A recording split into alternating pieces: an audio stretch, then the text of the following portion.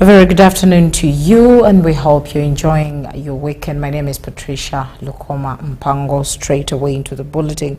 The Prime Minister of Uganda, Robina Nabanja, has emphasized the importance of whips and strengthening the effect of monitoring government business in the management of Parliament. The Premier says the newly created regional and zonal whips will make members of Parliament more disciplined to make the NRM party more effective in Parliament.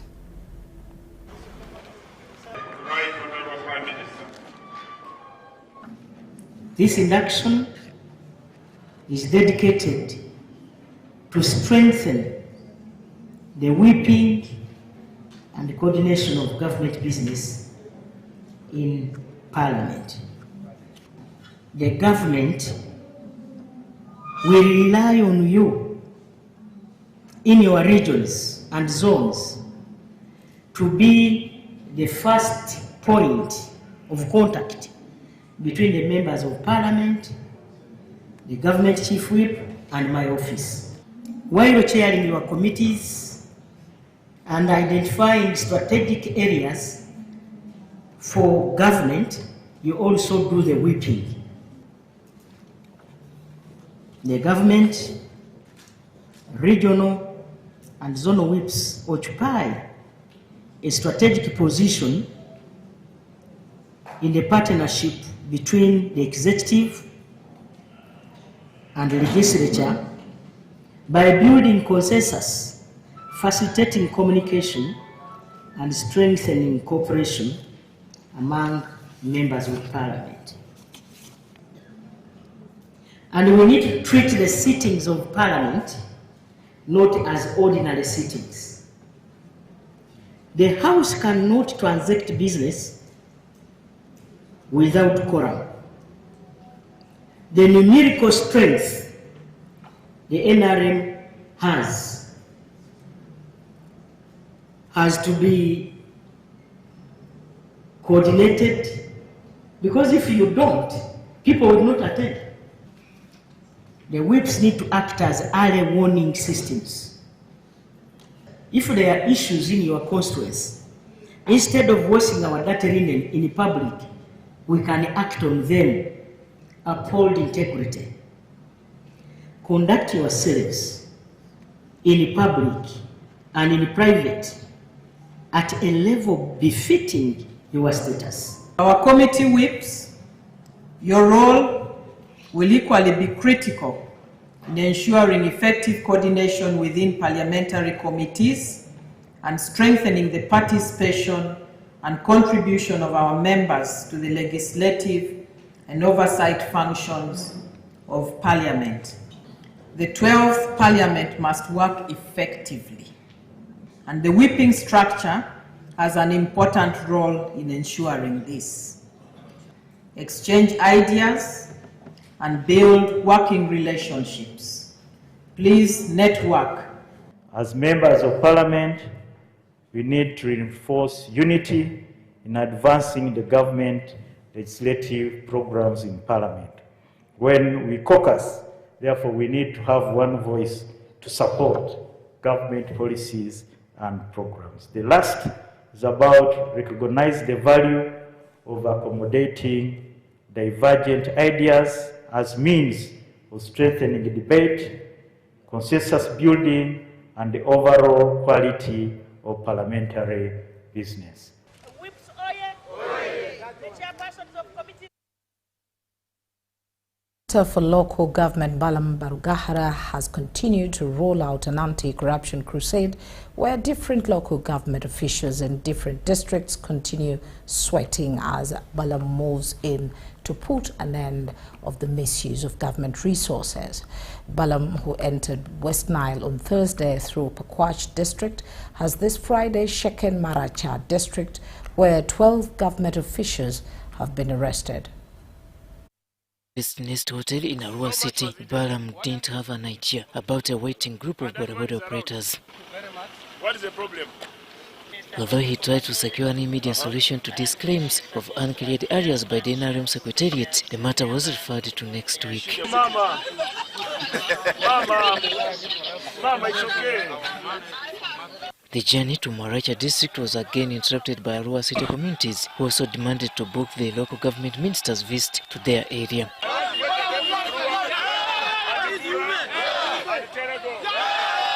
Baram arrived in Maracha district from east border of Arua, where he began by inspecting these bridge construction works.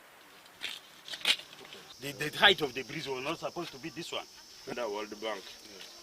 For this incomplete structure estimated to cost government of Uganda shillings 100 million is the home of Azuiru sub-county headquarters. So you spent 100 million to have this. Very beautiful. And these are the columns. These are the columns of 100 million. Yes. And these are the rings. In company of the National Coordinator for Parish Development Model, Dennis Garabuzisozi, and local members of parliament, Baram visited Chirube Health Interfree. So are they giving you drugs or they don't give you drugs? At Koi Primary School, it was business unusual. But like they have told you, in P6, only 65 people have sat exams. This school head teacher was at the end netted. A similar situation was found at Midria Primary School, where a total of over 1,000 pupils couldn't be physically traced, although records claim their existence. We are paid for how many? The school head teacher and primary one teacher were also arrested by the State House Anti-Corruption Unit. By the time Minister Baram got to the district council meeting, the path had already been cleared. The purpose of leadership should be adhered to. Every leader who is elected has a responsibility of oversight. You don't have to wait for Honorable Baram or even the President himself to complain about issues that you can solve yourselves. His brief summary to the leaders in the sectors of education, health and infrastructure left everyone frozen. Yes. Let everybody face the law.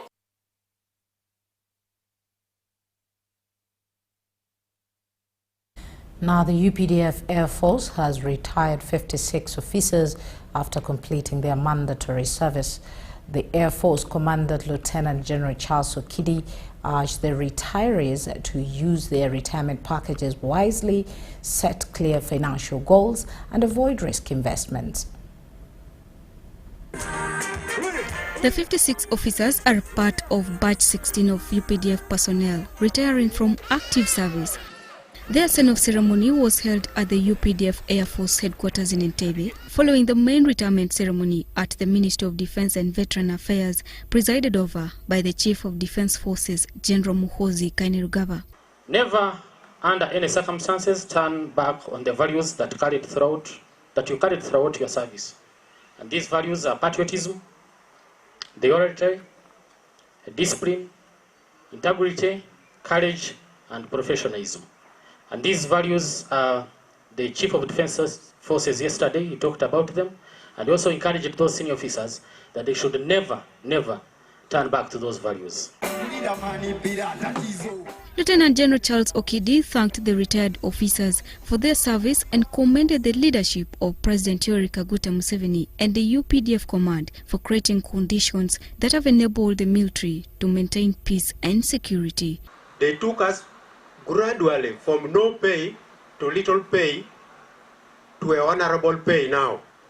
Some of you remember we used to call some money when we joined in 88. Our salary, we used to call it Second World War. Actually, the salary was 1,945. And that money, you could just go and blow it up somewhere and come back without anything. But as they transition into civilian life, Okidi challenged the retirees to make prudent financial decisions and distinguish between their needs and wants.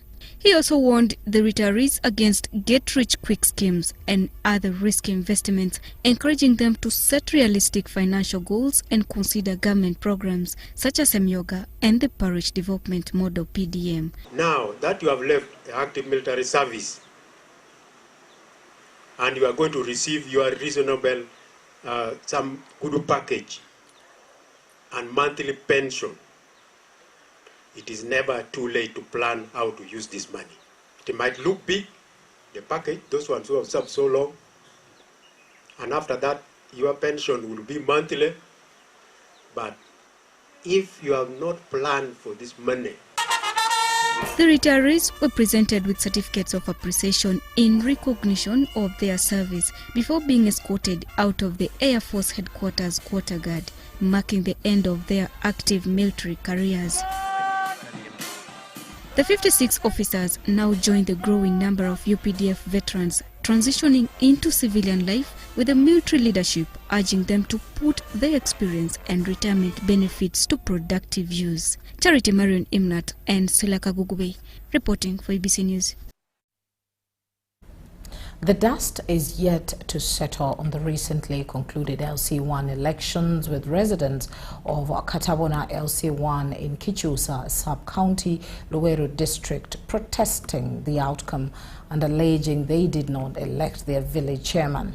They are calling upon district leaders and the Electoral Commission, plus the President, to intervene and allow them to elect a leader of their choice. Oh, yeah. The outgoing chairman and NRM flag bearer Chiyimba Experito alleges that Sowedi Semakade's camp hijacked voter registration by registering non-residents from Bukasa in Kira municipality, Wakiso district.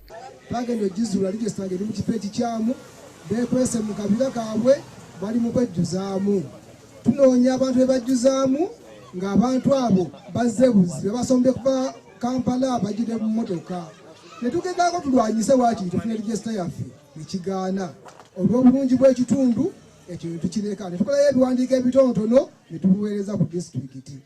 Village woman councillor Rita Nabagesera alleges the exercise was fraudulent. Mu byokulonda omusajja yajja neyesimbawo mu kwesimbawo n'atandika okubanga awandiisa abantu okuva mu ebule n'ebweya.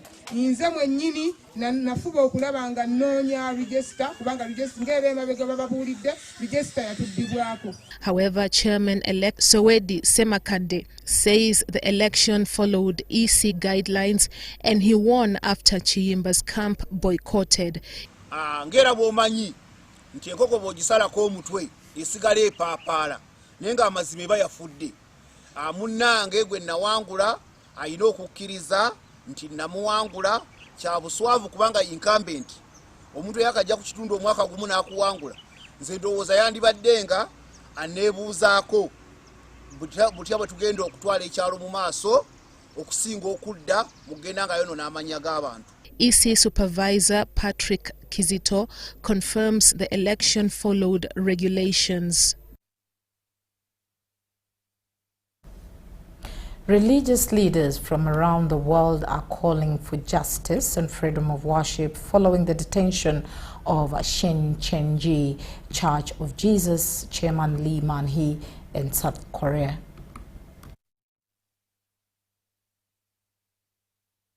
The purpose of this event is all the religious leaders all over the world to raise their voices against what is going on. As you have seen in the event, there are so many religious leaders who have been treated in an injustice way. Also, others have been denied their freedom. In different country representations, I mean, every country has got religious leaders.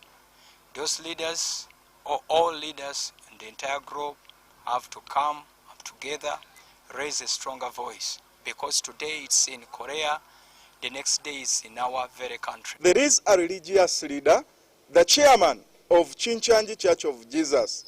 This person is 95 years old, however, has been detained. This is not religious freedom. Actually, it is an act of injustice. That's why you have seen so many religious leaders in different countries, in different continents, have gathered to raise their voices about the religious leaders to be given their freedom and justice.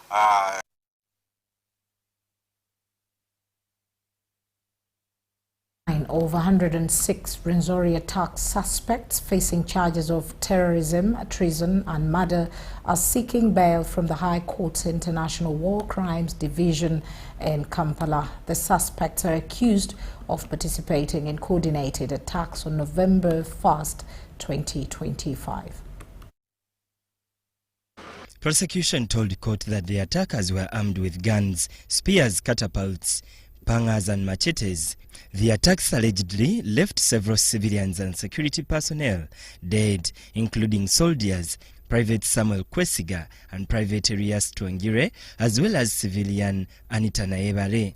We are seeing there's something which is being done. We have hope that in time our people, they may be released. Court also had the suspects allegedly burnt 26 grass-thatched houses in Kasese, Bundibujo and Bunyangabu and stole 12.5 mm weapon and destroyed an AK-47 rifle.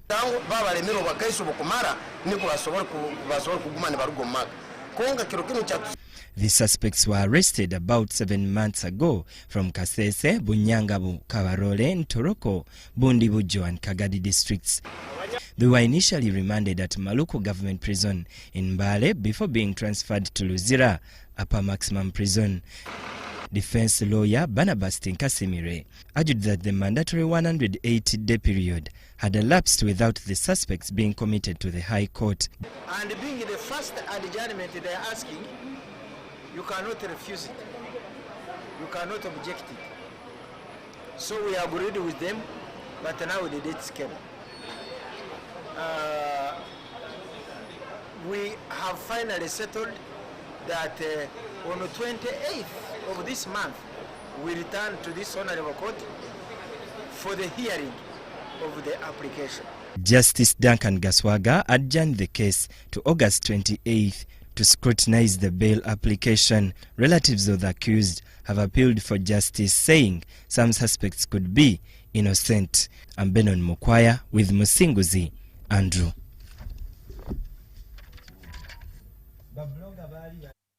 For us to take a short break, and of course when we do return, we'll return with our business segment. Stay with us.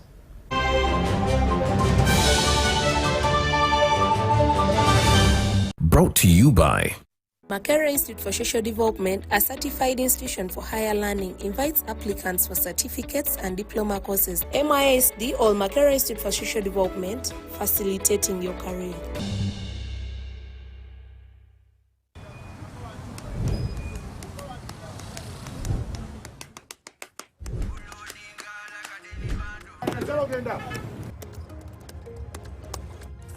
And that's it for today. Till the next episode.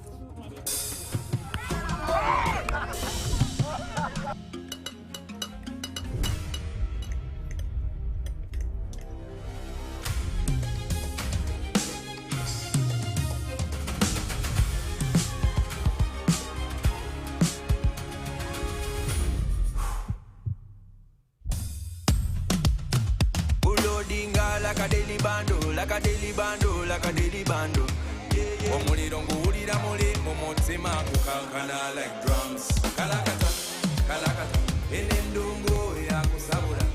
Mikono tu, free of fire, free of fire, free of fire.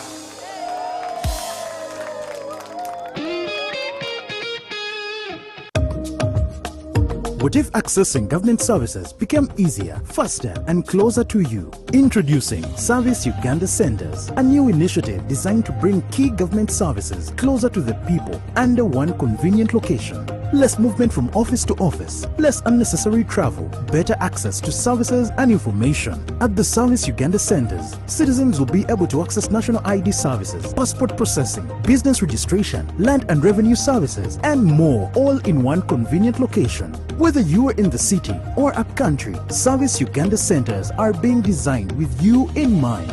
Enjoy faster service, professional guidance, and a seamless customer experience. This is an initiative of the Government of Uganda, digitally powered by the National Information Technology Authority Uganda, NITA, under the Uganda Digital Acceleration Project Government Network. Service Uganda Centers, bringing services closer to the people.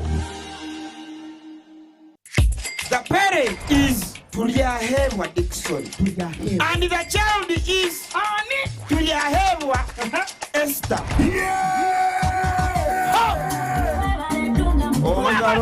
Kambera gwete kwa mugisha ngo ishe watu yahebwa Esther wahangura school fees ngene na hategesha n'amashemerwa gonka MTN momo eberewo mbere nyigasta igana kaga ni 5 sta manana 0 hash kushashuro mwana school fees tokoma nyo musheri zagwije wanje ninga nchaka ngwasa kuzo wawe mwebare munonga. Alo. Ese mwami mukasa. Mutyaneyo. Yono broka. Yenze broka wa mayumba. Bangambye ne nyumba za mwenungiko. Kitufu. Oyagala abisenge bimeka. Ngabi 3. Ebeyi bagigambye. Abangambye sata ero. Deda 7 zali nyamuko. Yidwachi. Anti danji je tusigisa ya mulembe. Ati ne value ya kitundu yalinya. Musigisaji. Global Paints. Mutia. Ku ceiling. Tukosa Global Mat. Ate munda ne tukosa Global Silk Vinyl. Singa kweta gawabwe. Wabweru tukosa Global Weather Coat Emulsion. Kusiga je musiga. Ogwo mutindo okusasulira sente zonna. Guli umite. Global Paint, a reliable product.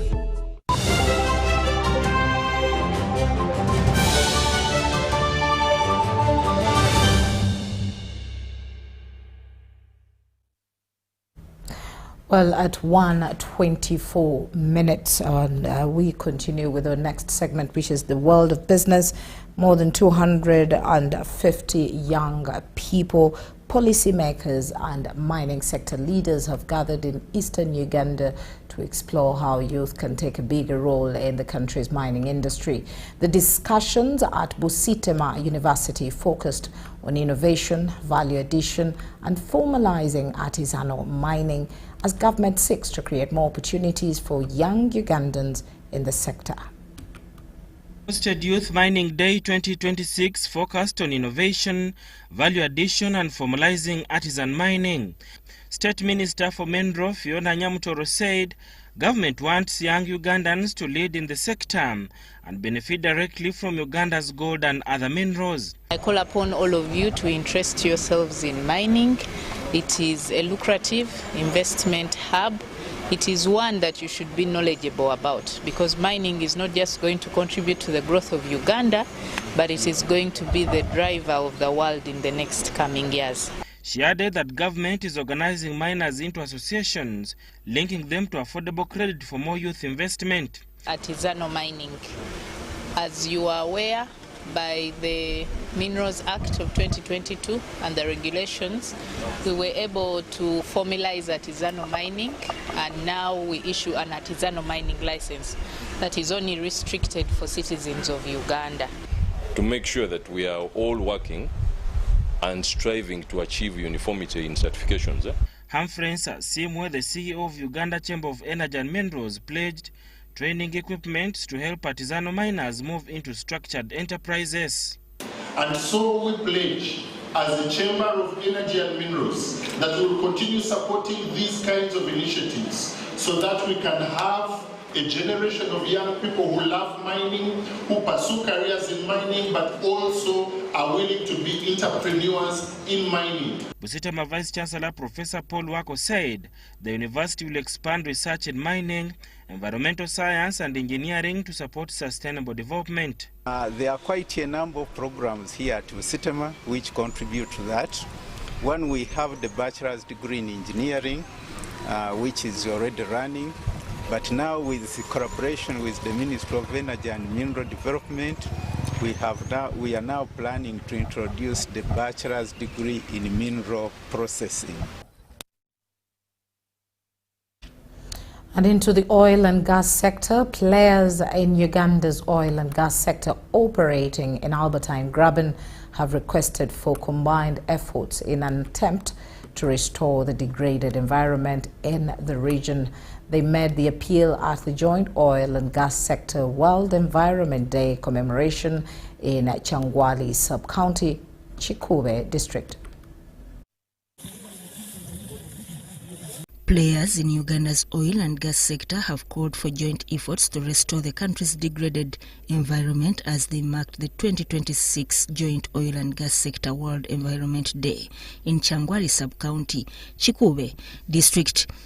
The event, held under the theme Answering the Climate Call, Delivering Responsible Resource Development, featured community cleaning at Buhuka Landing Site and tree planting at Bugoma Primary and St. Paul II Secondary Schools. A number of other interventions have been undertaken in making sure that we decarbonize our energy inputs, solarization where we can. The event here is a very clear example, but the Tilenga project, for example, also has a 20 megawatt solar project underway, which is all intended.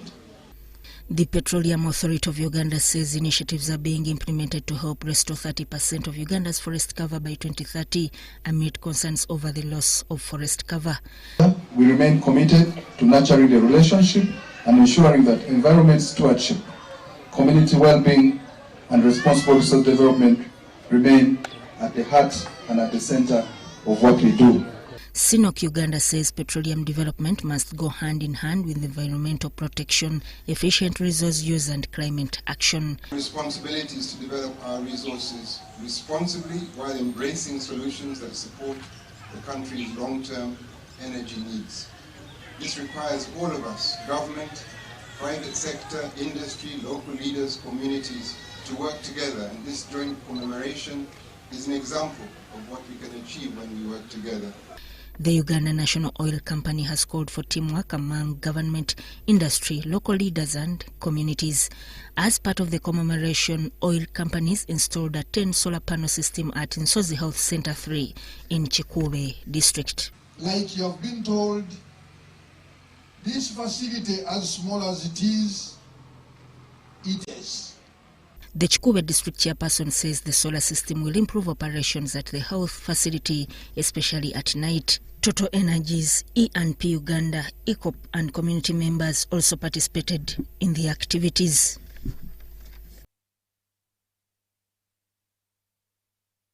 In business, access to safe water, drinking water remains a challenge in some Ugandan schools, exposing learners to preventable waterborne diseases. Old Mutual Uganda is supporting efforts to improve access to safe water in schools, donating water purifiers to Uganda police children in Chibuli. As a people organization, knowing that we have people that invest with us, knowing that we have people that are buying education policies for their children to continue school with or without their presence, we thought that it would also be good to also give back to the community, and most especially to those very children for which we are planning their futures for which we are helping to plan their futures for. So that is why we decided to do something that is in line with education, something that is in line with children, because these are the pillars of the business that we are dealing with. The purifiers are going to add a very great impact to our school. Our children have been taking water which is not so safe. In other words, it has not been safe. But now that we've been given this opportunity by Old Mutual, giving back to the community, our children are going to take safe water, and I'm sure this one will keep them at school. And the beauty with the water purifier, you don't need to waste time that you're boiling water or to use any energy, let's say electricity, to access clean and safe drinking water. Why? Because it has a ceramic filter. That filters water naturally. And quickly into the world of sports, preparations are in high gear in the Teso sub-region ahead of the second edition of the Ateker Cup of Nations, a regional tournament bringing together communities from Uganda, Kenya, South Sudan and Ethiopia. Tournament organized by the Ateker Sports and Arts Foundation, ASAF, will run from August 16th to 22nd across the Teso sub-region. The second edition comes a year after the inaugural tournament was held in Kenya. Organizers say 48 teams have already registered, with more than 1,000 players expected to travel to the region. According to the Ateker Cup of Nations Chief Executive Officer Isaac Olupot, the tournament will feature a range of sporting and cultural activities involving communities including the Toposa, Turkana, Nyangatom, Karimojong, Langi, Iteso, and Acholi. The Iteso of Kenya the Toposa of South Sudan, the G of South Sudan, the Nyangatom of Ethiopia.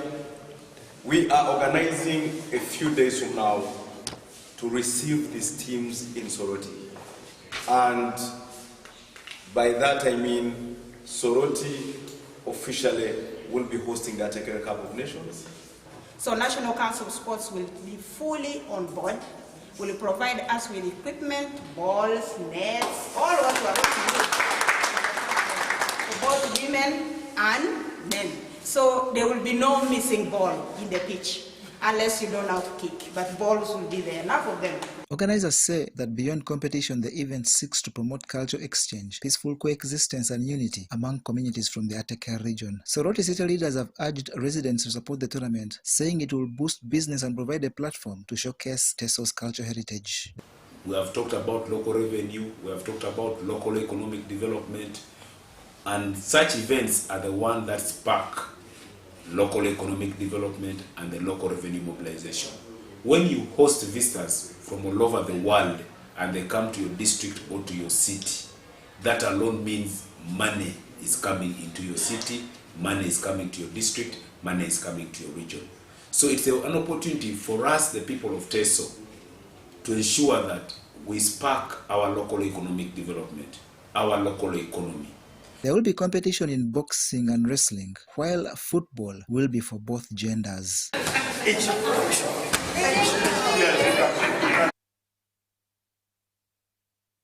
And that's all we had time for. Thank you once again for allowing us into your lunchtime space. My name is Patricia Lukoma Mpango. A very good afternoon to you.